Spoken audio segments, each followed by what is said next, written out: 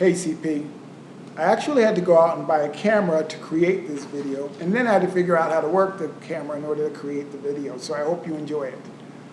When I thought about creating a video to commemorate or celebrate your 50th birthday, I initially thought I'd talk about the 50 things I remember most about you, but then I quickly realized that that would take forever to do, so I condensed it and I want to talk about my top memories of you.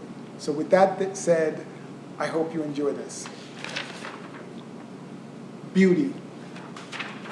I remember this beautiful, beautiful boy in his early 20s who was struggling with and dealing with his parents' recent divorce, the fact that he was gay and not out, how to deal with coming out of the closet and presenting himself as a young man that his family and friends would love and come to trust, but also dealing with all the things that people in their early 20s have to deal with, how to be an adult on your own, how to establish yourself as someone that people would respect and like, as well as how to survive in a city like New York, who can be very harsh.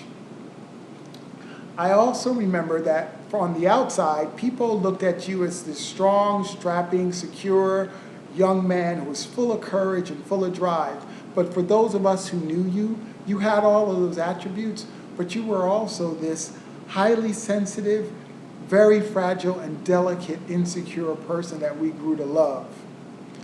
Related to that, I remember the story of a party that I had where this woman who was a friend of a friend of a friend made some very ugly comments about Jews to you. I remember instead of you confronting her, telling her you were Jewish and putting her in her place like you would have done today, you instead hid away in one of my guest bedrooms. I remember looking for you for about an hour after the party had ended or was nearing an end, screaming out your name but not hearing from you, and getting really worried that you had just left without saying goodbye. I remember going into the guest bedroom for the third time and turning on the light and seeing a pile of coats that were on the bed moving. And I walked over to the pile and started removing coats only to find you there lying underneath the coat, CP, crying, afraid that this woman would find you and make those ugly comments.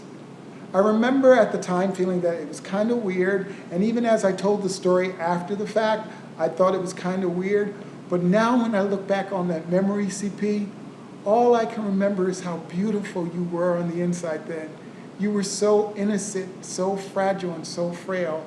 And while you've kept some of that innocence and some of that fragileness and moved it on into your adult 50-year-old life, you also have become this very confident, very secure person that all of us love and like. Hair. Honey, I remember a lot of hair. I remember hair on your legs, hair on your arms, hair on your chest, and of course the hair on your face, for which you have spent lots of money treating to make sure that your skin looks as fabulous as it does now at age 50. I also remember the hair on your back. Fur. I remember in the 80s that while we had computers and laptops, they weren't as prolific, or we didn't use them a lot to reach out to people and make contact. I remember the big thing back then was telephones and dialing the 900 numbers. And I warned you so many times not to use the 900 numbers to set up personal or blind dates. But you didn't listen. And I remember distinctly that you had set up this blind date with this guy. You had spoken to him several times. He had this nice, rugged voice. He had described himself as built and 6'1", Italian guy, really good looking. And so you set up this blind date and you took Yvonne and I along with you so that you could not only gloat that you were meeting this beautiful guy, but also we could serve as backup if things didn't work out and you wanted to leave with us. So I remember standing there in the Monster and you being so excited about meeting this guy, and then him walking in through the door. And not only was he not good looking, but he was 5'6", fat, Jewish, balding guy, and he had so much hair on his back that it was coming out of his shirt. I swear to God, it looked like this guy had fur on underneath his shirt. And I remember Yvonne and I laughing so hard that we couldn't stop. I remember the sincere and sheer disappointment that came across your face as he approached you, and you basically shunned him away, never to be spoken to again. I also remember going out to lunch with you and you telling me this wonderful, wonderful story. Well, not wonderful, but you telling me this story about Liz living in New York and getting mugged. And I remember how you described how when the mugger approached her, that Liz was not only fighting for her life, but she was fighting for this beautiful fur jacket that was on her back. And I remember you and I laughing so hard that our stomachs hurt and the tears were running down our eyes at the mere thought of Liz not giving up her fur to this mugger. And that story has a lot of significance in that Liz of yesteryear has now become this fantastic fighter for a cause that's so great and noble. And that story relates back to you because, like others in your family, you too have made this wonderful transition or transformation from being this delicate, highly insecure, sensitive person to being still sensitive, but so secure and so confident in the person you are today at age 50. Work. Ricardo Siaka, Debbie Doyle, Greg Ellis, Roxanne talking my ear off for an hour, telling me how wonderful and gorgeous you are and how intelligent you are, not even realizing that I had known you for about 15 years at the time. I remember the guy from Harvard Graphics, what was his name? Lawrence, the Harvard graphic guy from A.C. Nielsen. I remember Lawrence. Home. I remember many, many homes with many, many issues filled with some of the most wonderful and beautiful things that I've ever seen.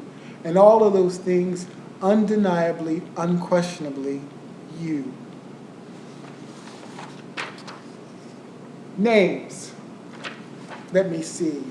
There's been Charlie, CP, Sweet Pea, Big Girl, That Thing, God, I hate her, and various other terms of endearment that myself and others have used to describe you and that we use to banter back and forth and that we still to this day get great joy and laughter out of. Love.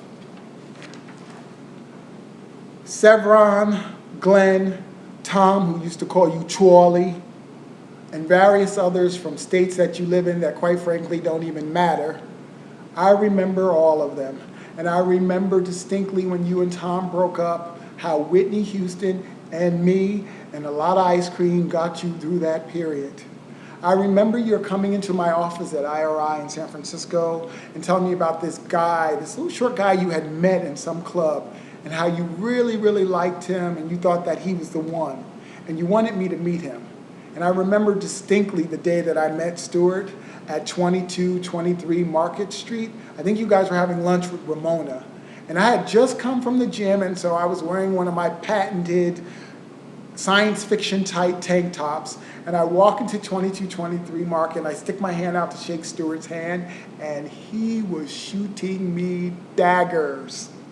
I clearly remember thinking to myself, I have got to nullify this situation right away. So right up front, I let him know that this is my best girlfriend.